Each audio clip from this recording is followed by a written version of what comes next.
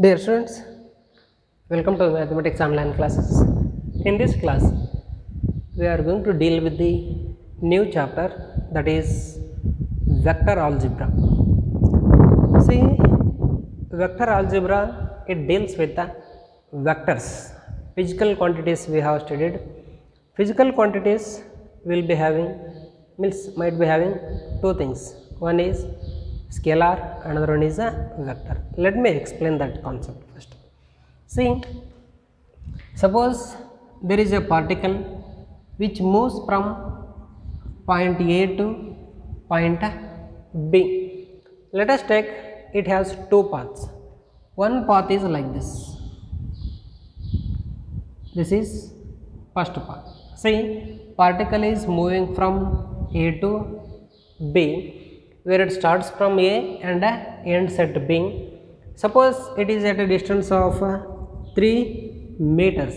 We can say that from A to B it is 3 meters. Means its length is 3 meters, we can say. We can't say the direction here, because you see, while moving from A to B, it took here downward direction, upward direction, downward direction, like that it is taking many directions. So we can't say it has a particular direction. It doesn't have direction. Now we can say this kind of quantities, means distance. This kind of quantities, we can say that those are scalar quantities. Scalar quantities in the sense, the physical quantity which has only magnitude but not direction is called as a scalar quantity. Examples: mass, distance and speed, all those are scalar quantities. Now you see, instead of that, suppose a particle moves from A to B directly in a straight line, it moves.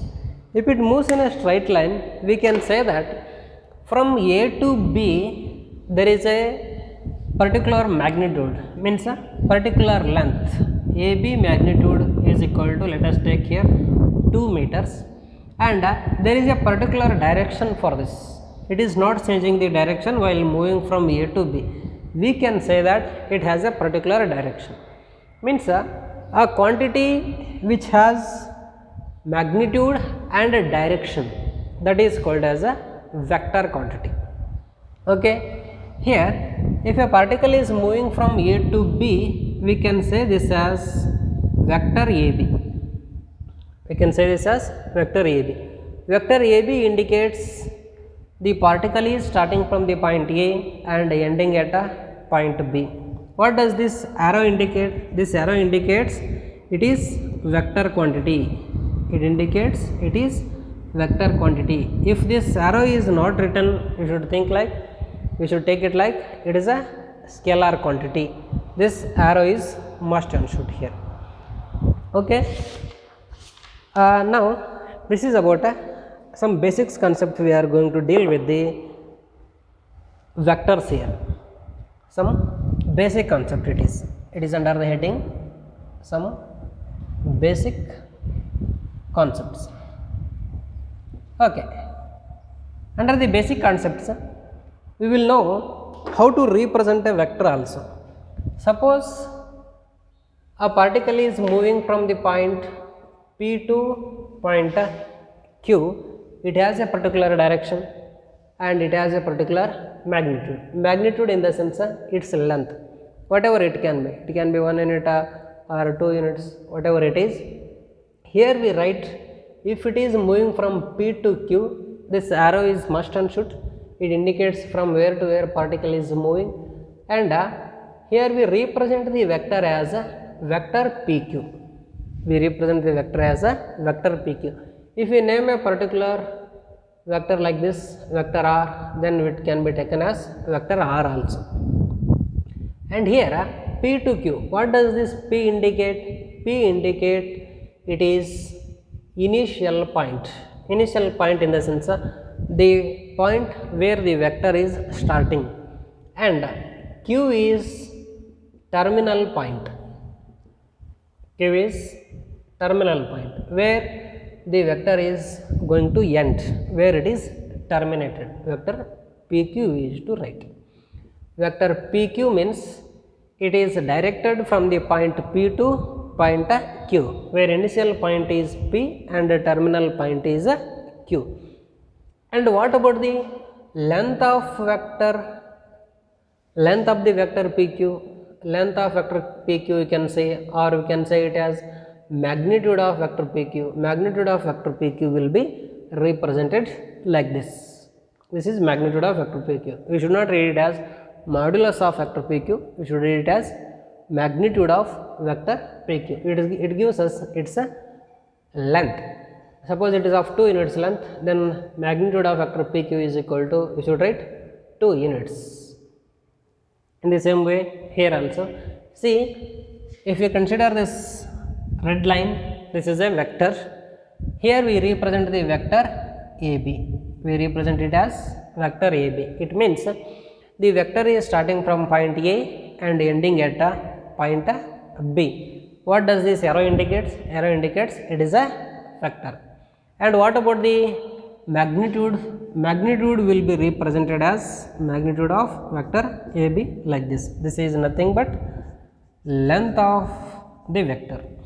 Length of the vector will be written like this. And what are the examples we can give for the vector quantities? Physical quantities, scalar quantities and vector quantities. Vector quantities, we can give the example force. Force is equal to F into A, that formula you know. Force is a vector quantity which will be applied in a particular direction with some magnitude.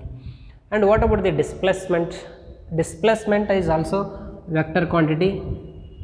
See, with the same example, vector AB, this red line is considered, means this will be taken as a displacement. It has a direction and a magnitude. And what about the velocity? Velocity is also a vector quantity.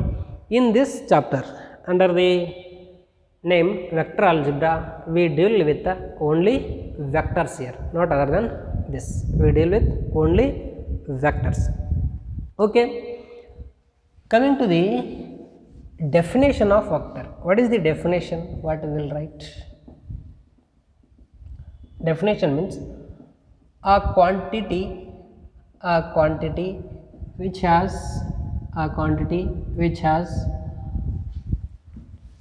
magnitude as well as direction.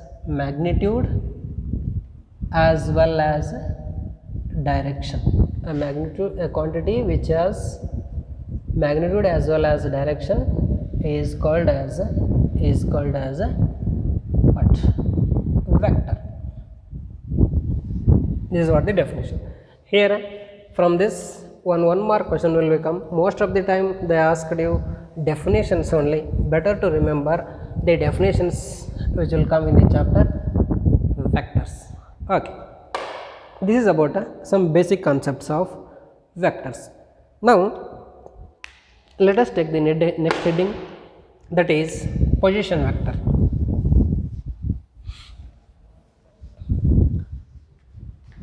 Next concept I am taking as position vector.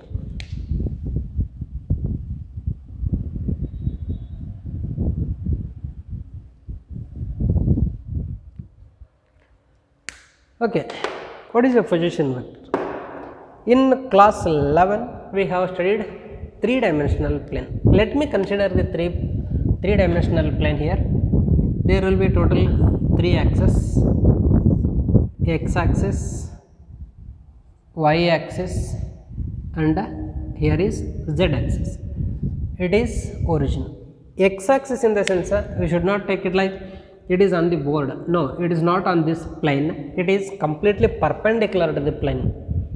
We have to represent a three-dimensional plane on a three-dimensional figure on a two-dimensional plane. That's why we are writing it like this. X-axis means completely it will be here, perpendicular to the plane. Okay, I am going to deal with the position vector of a point here.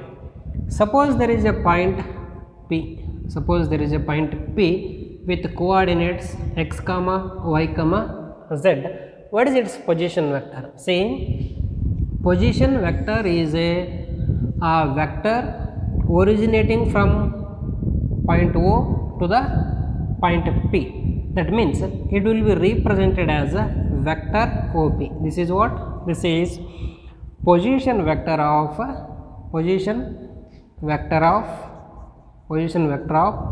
point P with respect to origin O, with respect to the origin O, will be represented as vector OP. What does it mean? It means that it is originating from the origin O and it is terminating at the point P. It is called as position vector of the point P with respect to the O. It is a vector, so this symbol is must and should.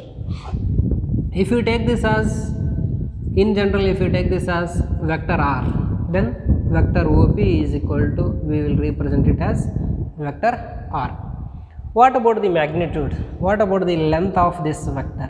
Length of this vector is, see, we used to represent it as magnitude of vector OP, means magnitude of position vector P, and then it is also magnitude of vector R. How will you find out here? See, P is a point with coordinates x, y, z, and O is a point with coordinates 0, 0, 0. Suppose there are 2 points in a 3-dimensional plane with coordinates x1, y1, z1 and b x2, y2, z2. We know its distance using the distance formula we have studied in the first PU. This is square root of x2 minus x1 square plus y2 minus y1 square plus z2 minus z1 square. In the same way, here magnitude of vector OP is equal to square root of x2, y2, z2 means x, y, z, x1, y1, z1 means that 0, 0, 0. This is x minus 0 whole square plus y minus 0 whole square plus z minus 0 whole square. So, magnitude of vector OP is equal to x square plus y square plus z square. Here I write magnitude of vector R is equal to, magnitude of vector OP is equal to square root of x square plus y square plus z square. Magnitude in the sense length of this vector we are finding here. This is what the formula we need to remember. What I am saying? This is position vector of a point. See, instead of this point P, suppose there is another one point, that is point A with coordinates a, b, c. Then what is this OA? OA is position vector of point A. OA is taken as position vector of point A with respect to origin O. From where to where it is directed? It is directed from origin O to the point A.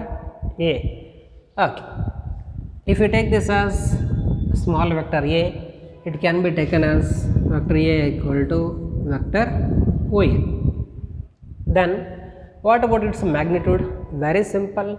Magnitude of vector A is equal to, this is a square root of, here we see, in general I took a point that becomes square root of x square plus y square plus z square as the magnitude. In the same way, here coordinates are a, b, c.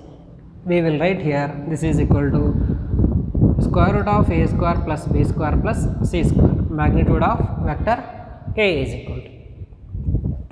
This is all about position vector of a point with respect to origin.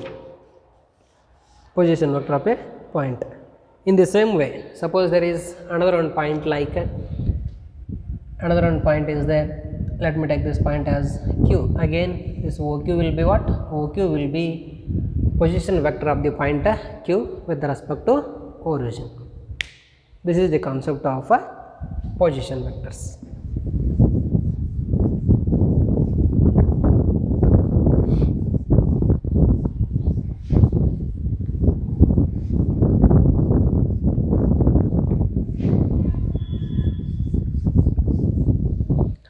Okay, now we will move on to the next heading, that is direction cosines.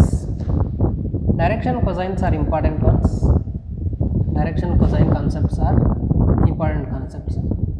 Okay, what do you mean by direction cosines? For that, let me consider a three-dimensional plane. This is a three-dimensional plane with axes x, y and z. X, y and z. Here is the origin. Now what I have? There is a point P in the three-dimensional plane. There is a point P in the three-dimensional plane. Let me consider here. This is point P with coordinates x comma y comma z. X comma y comma z. If I join O and P, this will be what? This is position vector of point P represented as a vector R. Here I have vector OP is equal to vector vector R. Okay, fine. See this one, this vector P, what it will do? It will make some angle with x axis, y axis and also z axis. It will not make the equal angles. It may make any angle like alpha, beta and gamma. What I will take? Let us take angle made by the vector R with the x axis alpha, angle made by the vector R with y axis is beta, and angle made by the vector OP or vector R with z axis is gamma. See, alpha, beta and gamma are the angle made by the vector R with x, y and z axis respectively. Here, this alpha, beta and gamma are called as direction angles. What are those? Those are called as direction angles. What you will write? The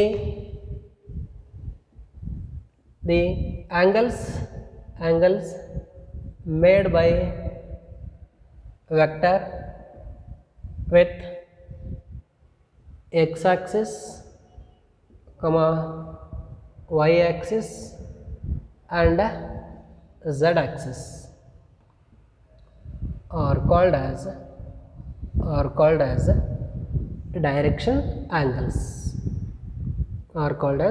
direction angles. Now let alpha, beta and gamma are the angles made by vector R with x, y and z axis respectively. This is what I am taking. Here alpha, beta and gamma are direction angles. Now I will define the direction cosines. Very simple it is. Cosine of direction angles is called as direction cosines. That's all. Direction cosines. Cosine means cos full form, that is cosine. Cosine of direction angles are called as direction cosines.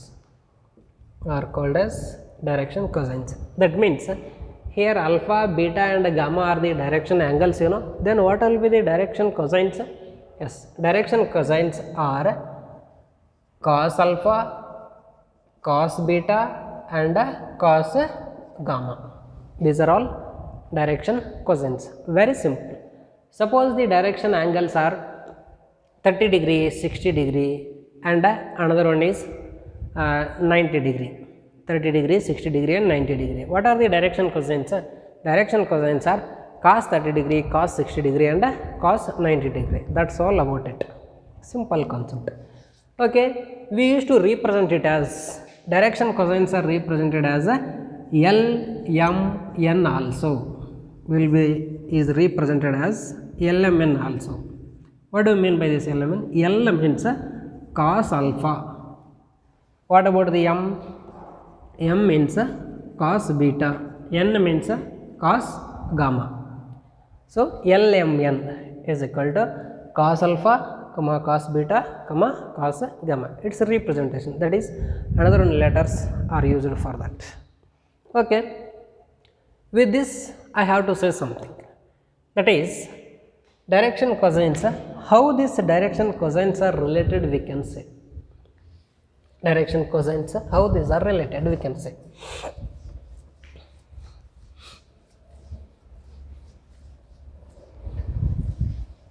Okay, here what we do, we will do one small construction. Let us see here, this point is p of x comma y comma z. How will you represent this p of x comma y comma z? Here will be the x axis like this, here will be the x axis, and here is y axis, then here is z axis. To represent a point p of x comma y comma z, what we do, along the x axis we move x units, along the x axis we move x units, then along the y axis we move y units, then along the z axis we move z units. Now p of x comma y comma z is where? P of x comma y comma z is in this space here, it is in the first octant, it is here. So it is x axis, it is y axis, and this is z axis. Here is the point p of x comma y comma z. This OP I have drawn, you know, OP is origin to the point P in the space. Okay. From point P what I do? From point P what I do? I will drop perpendicular to x axis. From point P I will draw perpendicular to the x axis. How will you represent in this two-dimensional plane? In this two-dimensional plane we used to represent like this. This is point, this is what? This is, we have dropped perpendicular from the point P to x axis. Here is how much? This is 90 degree. I am explaining once again. X axis means here it is perpendicular to the plane, it is in the space, means P is in the space. From that point I am drawing perpendicular to it. Let me name that perpendicular point as a here. So here what I can write? I can write here, draw PA perpendicular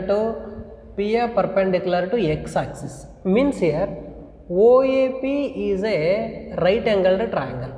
OAP is a right angled triangle. How is this?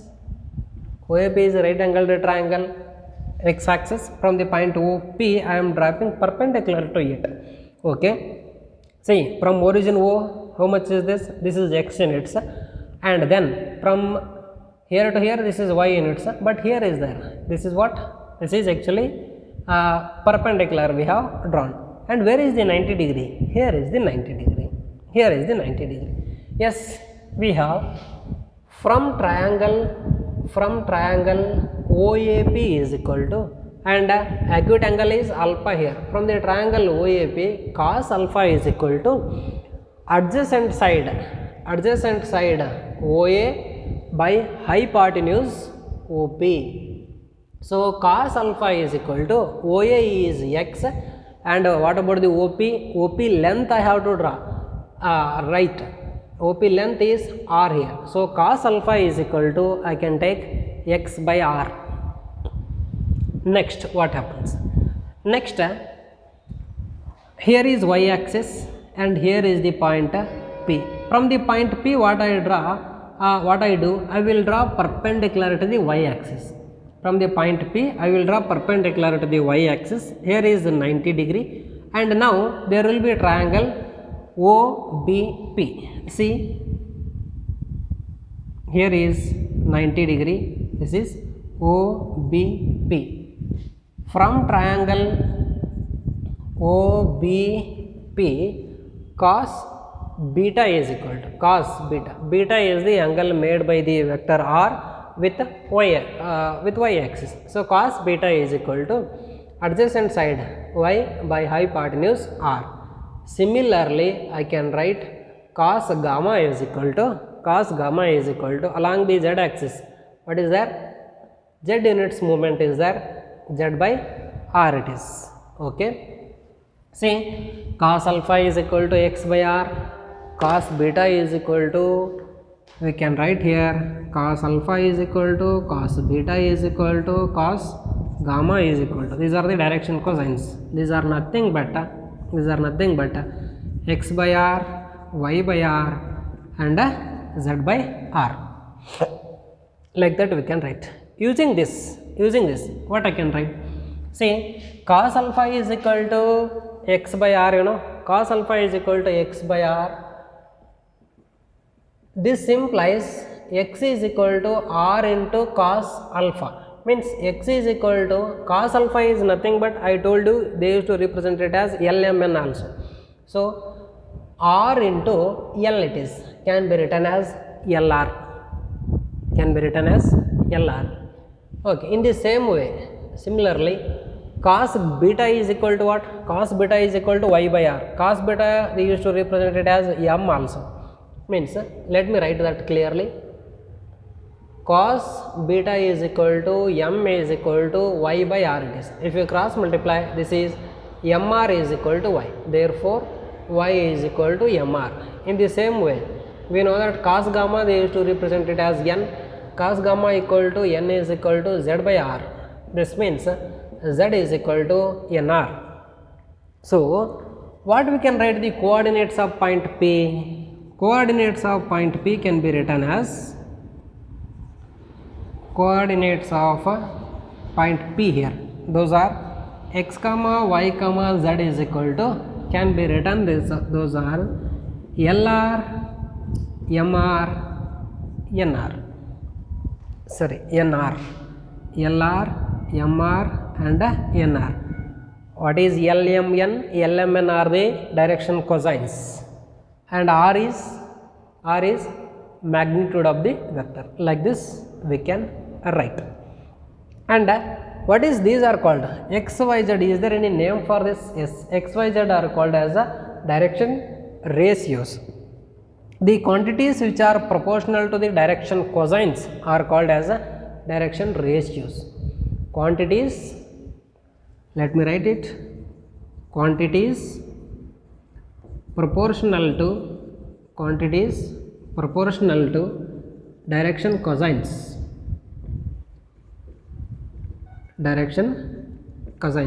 In short form they used to write it as direction cosines, DCs,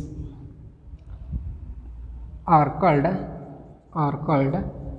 direction ratios. Usually direction ratios will be represented as A, B, C, where direction ratios ABCs are LR, MR and NR.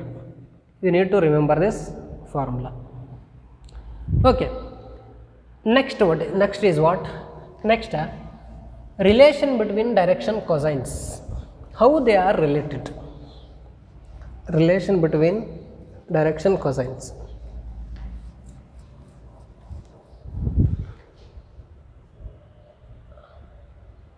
Relation between direction cosines. What is the relation? Let me take, already we know, I will use all this. We know cos alpha is equal to, that is L is equal to x by r, cos beta is equal to m is equal to y by r, cos gamma is equal to n is equal to z by r. We know this. Now let us take L square plus m square plus n square. What happens to this? L square plus m square plus n square means sum of squares of direction cosines. This is x by r whole square plus y by r whole square plus z by r whole square. This is equal to x square by r square plus y square by r square plus z square by r square. LCM is r square. We have x square plus y square plus z square. What is this x square plus y square plus z square? We know magnitude of vector r is equal to square root of x square plus y square plus z square. If you square on both sides, this is r square is equal to x square plus y square plus z square.